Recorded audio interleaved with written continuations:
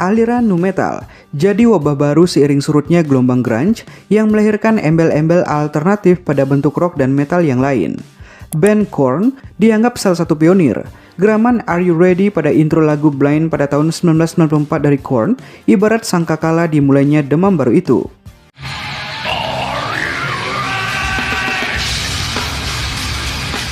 Paduan antara metal dan rap sebelumnya pernah dilakukan band thrash metal Anthrax dalam lagu I'm the Man di tahun 1987. Racikan itu mereka lanjutkan pada Bring the Noise pada tahun 1991 yang menggandeng grup rap Public Enemy. Popularitasnya melejit cepat. Jenis musik ini dengan penampilnya yang berdandan janggal menguasai tangga lagu. Festival-festival besar selalu memanggungkan band bercorak seperti ini. Majalah Musik Decibel pernah menulis, setiap label rekaman pada waktu itu mendambakan punya setidaknya satu band nu metal dalam katalog mereka. Lalu, apa kabar dengan Limp Bizkit?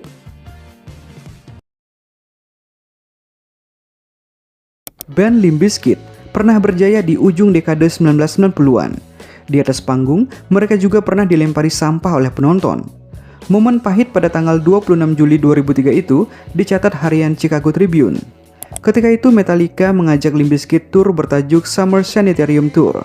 Ketika singgah di arena Hawthorne Racecourse, Chicago, Amerika Serikat, sekelompok penonton datang membawa spanduk yang mencela Fred Durst, vokalis Limp Bizkit. Setiap kali nama Limp Bizkit terdengar, cemoohan penonton membahana. Ketika benar-benar tampil, kericuhan itu terjadi. Cemoohan terus terdengar, dan benda-benda seperti koin, botol minuman, dan sampah lainnya berterbangan ke panggung. Beberapa di antaranya mengenai Fred. Ayo teruskan saja, begitu respon dia pada mulanya. Lemparan-lemparan itu tak mereda. Fred kesal juga. Ia berujar, kalian payah. Menyebut payah dengan bahasa kasar. Melempar saja tidak becus, pantas tim bisbol kalian kalah terus, ujarnya.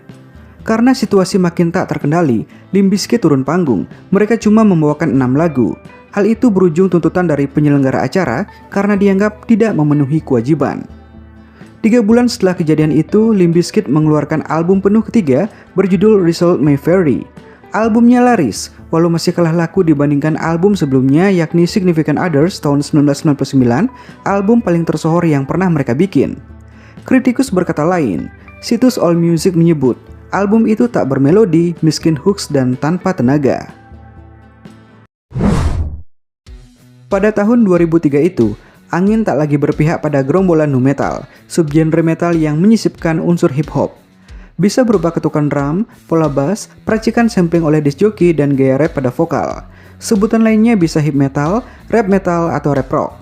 Seperti itulah karakter musik Limp Bizkit yang terbentuk di Jacksonville, Florida pada tahun 1994. Di tahun 1999, Limp Bizkit mengeluarkan album Significant Other. Setidaknya ada 4 hit melejit dari album itu, yaitu Brick Stuff, Nookie, Rearrange, dan And Together Now. Lagu-lagu itu memuncaki tangga Billboard 200. Lagu-lagu yang dinyanyikan Fred umumnya berkeluh kesah tentang dirinya sendiri. Ia bercerita tentang kecanggungan bersosial, kerumitan tinggal di kawasan suburban, amarah sebagai perlawanan dari perundungan, juga sumpah serapah pada asmara yang gagal. Lirik yang agresif itu punya kekuatan berlipat karena ketukan konstan musiknya. Kondisi begitu juga bisa jadi ancaman jika dibawakan di kerumunan massa. Festival musik Woodstock pada tahun 1999 adalah buktinya. Sejumlah penonton merusak dinding papan di arena ketika lagu Brick Stuff dimainkan.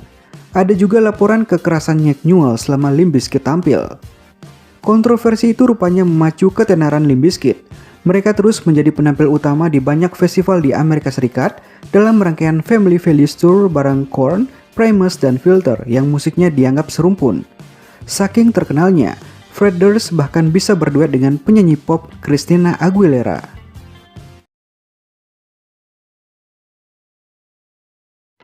Wabah ini juga sampai di Indonesia, tapi lama-lama terasa menjemukan.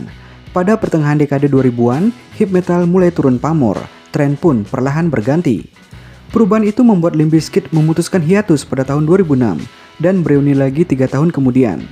Hasil reuni itu berupa album kelima mereka Gold Cobra tahun 2011. Karya termutakhir mereka adalah single Ready to Go yang menampilkan rapper Lil Wayne.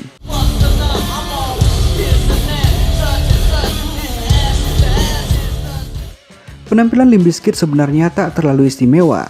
Mereka mengalami kendala suara sejak awal. Visual di layar besar pun tak atraktif, hanya foto mobil station wagon hitam putih. Sajian visual band Indonesia seperti Navicula, Burger Kill, dan Seringai jauh lebih menarik.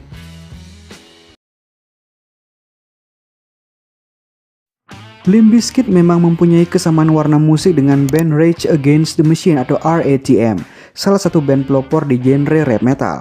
Fred Durst, vokalis sekaligus pentolan Limp Bizkit pun tidak membantah bahwa inspirasi utama Limp Bizkit adalah Rage Against the Machine. Untuk menunjukkan rasa hormat atau kagum pada band inspirasinya itu, dalam beberapa kali konsernya, Limp Bizkit juga membawakan lagu Killing in the Name, salah satu karya legendaris dari Rage Against the Machine. Bahkan pada konser mereka di New York tahun lalu, sebelum membawakan lagu tersebut, Fred berkata, "Untuk band rap rock yang memulai ini,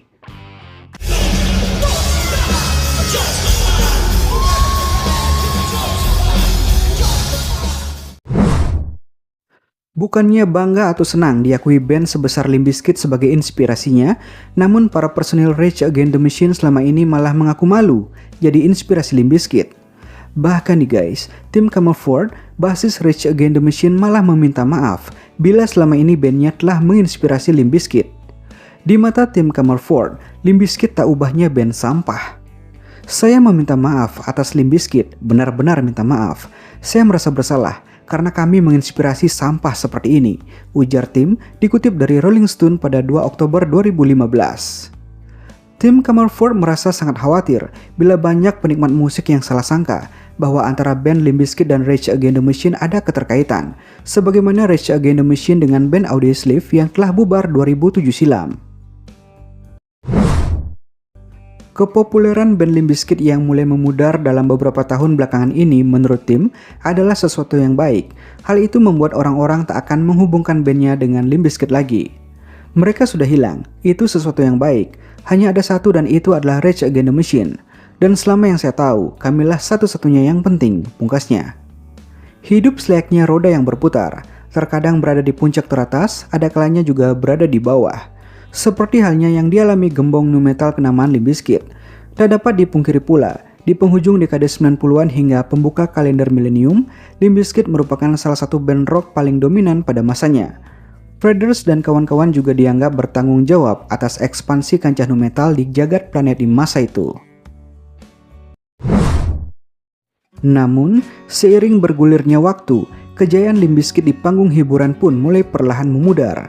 Ingar-bingar kancah nu metal yang mulai padam, ditambah konflik internal yang sempat menggerogoti kubu Limp Bizkit, ditengarai jadi bumbu kemerosotan karir mereka. Di dalam sebuah wawancara eksklusif di podcast Talk to Me, sang gitaris Wes Borland beranggapan jika saat ini Limp Bizkit hanya menjadi band nostalgia dan memiliki sedikit kendala dalam menetaskan karya musik terbaru. Limp Bizkit selain dicap sebagai band sampah oleh sebagian punggawa di genrenya, bahkan nama Limp Bizkit juga dianggap jelek dan dibuat-buat lantaran dinilai nggak jelas dalam cara pengucapannya. Penambahan huruf Z juga dinilai nggak guna buat bikin namanya terdengar keren. Gimana menurut pendapat kalian guys? Layakkah band ini disebut sebagai sampah? Atau ada lagu-lagu Limp Bizkit yang masuk dalam tracklist favorit kalian? Bisa banget ya, tinggalkan argumenmu di kolom komentar. Oke sekian dan salam rock and roll, saya udah capek.